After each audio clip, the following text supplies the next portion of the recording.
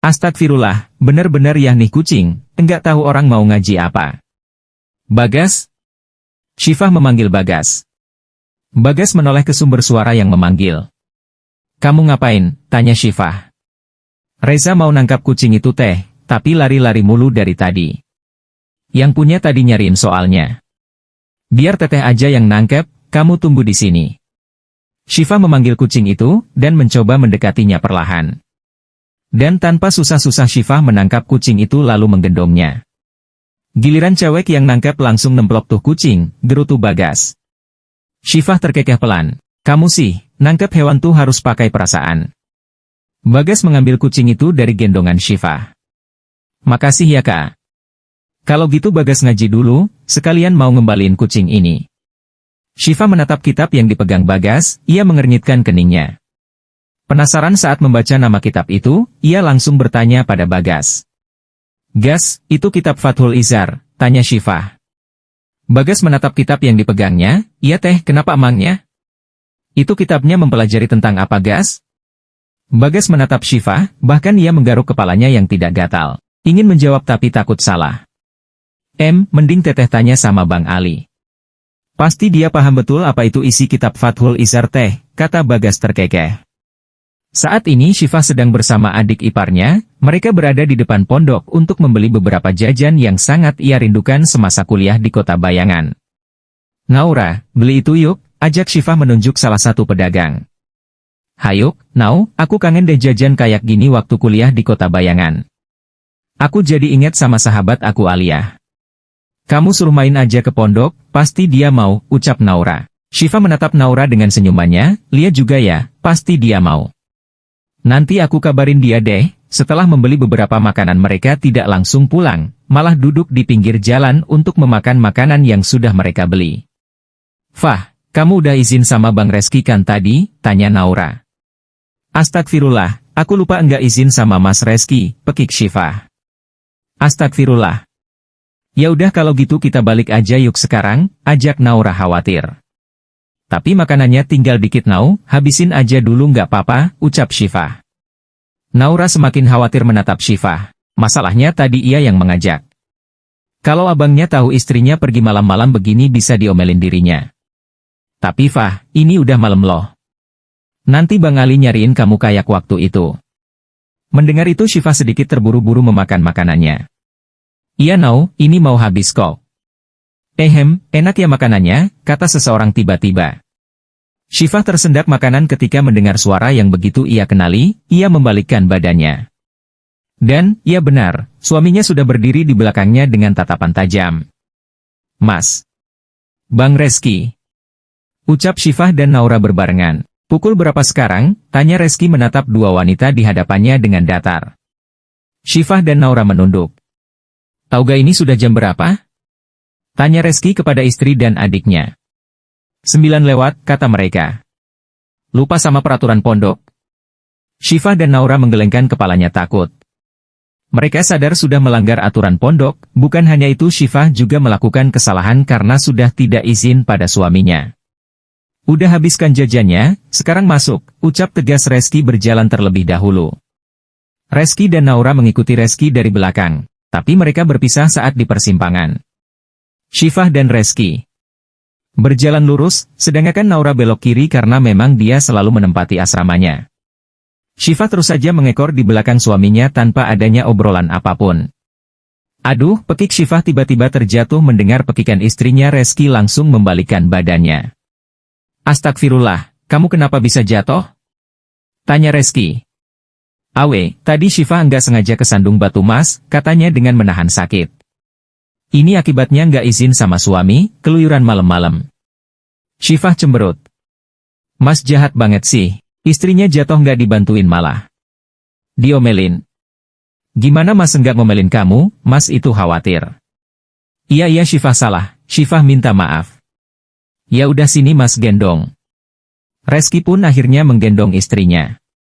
Nggak usah senyum-senyum, mas masih marah sama kamu, kata Reski. Bukannya takut Syifah malah terkekeh. Emang mas bisa marah sama Syifah, godanya. Diam ah, mau kamu mas tinggalin di sini, ancam Reski. Setibanya di rumah. Reski menurunkan istrinya di sofa kamar. Ia langsung melihat kaki istrinya yang terluka. Syifa yang tidak enak melihat posisi itu mencoba menarik suaminya untuk berdiri. Mas jangan gitu, kaki Syifa enggak apa-apa kok. Diam dulu Mas mau lihat, ucap Reski. Tapi Mas. Reski menatap istrinya. Diam ya. Mas mau urut kaki kamu, kalau sakit bilang. Baru saja Reski memijat kaki Syifa, istrinya sudah meringis kesakitan. Sakit Mas, ringisnya dengan mata berkaca-kaca. Tahan dulu ya, ucap Reski. Syifa yang tidak tahan yang diurut Mas Reski karena sakit, Syifa pun mencubit suaminya itu. Bahkan ia sampai menangis. Dah, bentar lagi insya Allah sembuh, ucap Reski.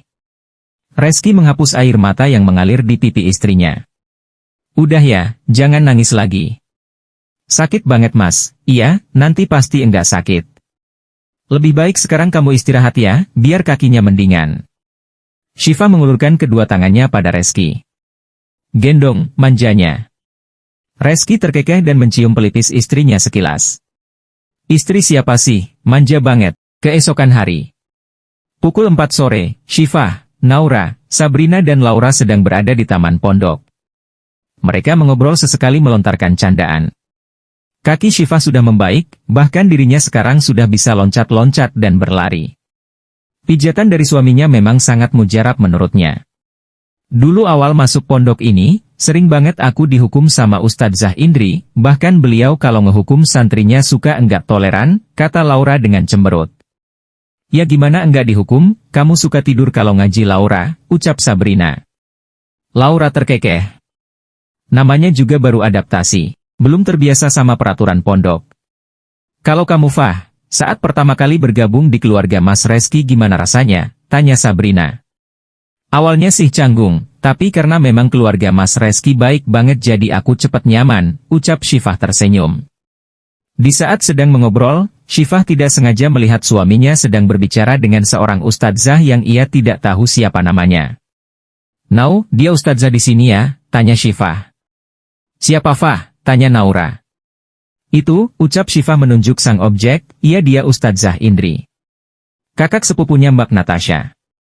Natasha? Bukannya itu nama perempuan yang akan dijodohkan dengan Mas Reski waktu itu ya? Astagfirullah, aku lupa. Kenapa aku bisa keceplosan sih? Ucap Naura dengan menyesal telah mengucapkannya. Naura menatap Syifa canggung. Iya Fah, maaf bukan maksud aku. Enggak apa-apa. Aku kan cuma nanya aja, ucap Syifa. Memotong ucapan Naura hatinya tiba-tiba tidak tenang saat melihat suaminya dan Ustadzah Indri mengobrol. Sepertinya mereka membicarakan hal yang serius. Assalamualaikum Reski, salam Ustadzah Indri. Waalaikumsalam, ada apa Ustadzah? Tanya Reski. Maaf, bisa kita bicara sebentar? Tapi tidak di sini. Maaf, saya tidak bisa Ustadzah. Kalau memang ada hal penting yang akan Ustadzah bicarakan, kita bicarakan saja di sini, ucap Reski. Ustadzah Indri menghembuskan nafasnya pelan. Baiklah. Sebelumnya saya minta maaf, tapi saya harus menyampaikan hal ini pada kamu. Ustadzah Indri menarik nafasnya perlahan. Kalau Natasha habis dilecehkan, dan sekarang berita itu sudah tersebar Reski. Sontak Reski terkejut mendengar hal itu. Astagfirullah. Bagaimana mungkin Ustadzah, Natasha selalu menjaga kehormatannya. Ceritanya panjang Reski, sebenarnya saya ingin menceritakan semuanya, tapi saya takut kalau ada santri yang mendengarnya. Ia sungguh marah dengan laki-laki yang berani melecehkan perempuan sebaik Natasha. Maka dari itu, keluarga kami meminta bantuan sama kamu untuk bisa bertanggung jawab pada Natasha, ucap Ustadzah Indri. Keesokannya Reski tidak bisa tidur dengan nyenyak, ia terus saja memikirkan obrolannya dengan Ustadzah Indri kemarin sore. Mas, teriak Syifa. Reski kaget mendengar teriakan istrinya. Astagfirullah. Ini masih pagi loh yang, enggak baik teriak-teriak gitu. Ya habisnya Syifa panggilin tapi Mas diam aja. Kenapa, Mas ada masalah? Tanyanya. Reski menggelengkan kepalanya. Tadi Mas lagi mikirin pekerjaan aja. Syifa menganggukkan kepalanya percaya. Tapi, hatinya sedikit mengganjal melihat perubahan suaminya, tapi ia tidak boleh berpikir yang tidak-tidak terhadap suaminya. Hari ini Syifa sangat bahagia, karena ia akan kedatangan seseorang yang ditunggu-tunggu sejak kemarin. Bahkan saat ini ia sampai rela menunggunya di depan pondok. Tidak lama, datang sebuah mobil hitam berhenti di hadapannya. "Syifah, gua kangen banget sama lo," teriak Aliyah dengan memeluk Fiza. Syifah membalas pelukan itu tidak kalah erat. "Sama, gua juga. Lu apa kabar di sini? Jahat ya, sekarang jarang banget ngabarin gua." "Hehe. Alhamdulillah, gua baik di sini.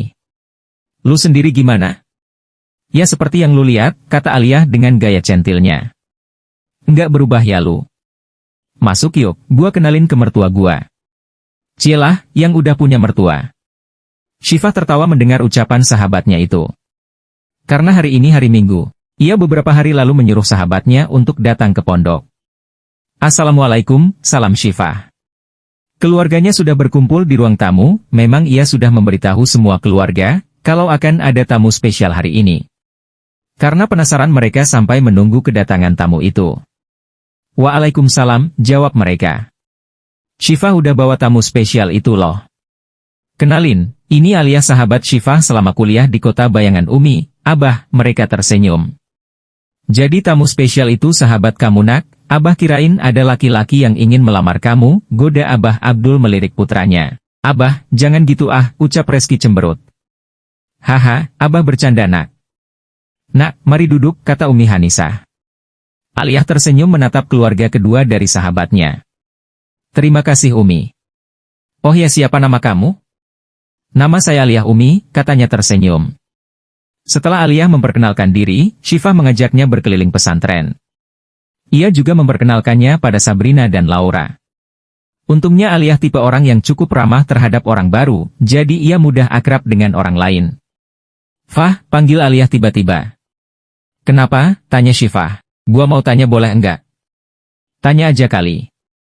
"Ngapain sih nanya dulu, biasanya kan lo langsung ngomong tanpa nanya."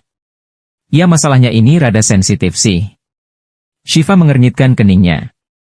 "Emang mau tanya apa? Lu udah ngelakuin itu sama suami lu?" Sabrina dan Laura terkejut menatap Aliyah, ia cukup mengerti menangkap maksud dari sahabat Mbak Syifah ini. "Ngelakuin apa?" tanya Syifah dengan polos. "Itu loh hubungan suami istri." Syifah terdiam, jantungnya berpacu dengan cepat. Bahkan ia belum berpikir sampai ke sana setelah menikah dengan Mas Reski. "Fah, kok diam aja sih?" "Belum ya?" tanya Aliyah.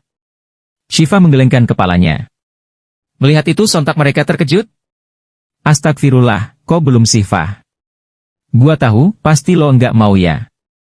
"Bukan gitu Al, tapi gue belum siap aja.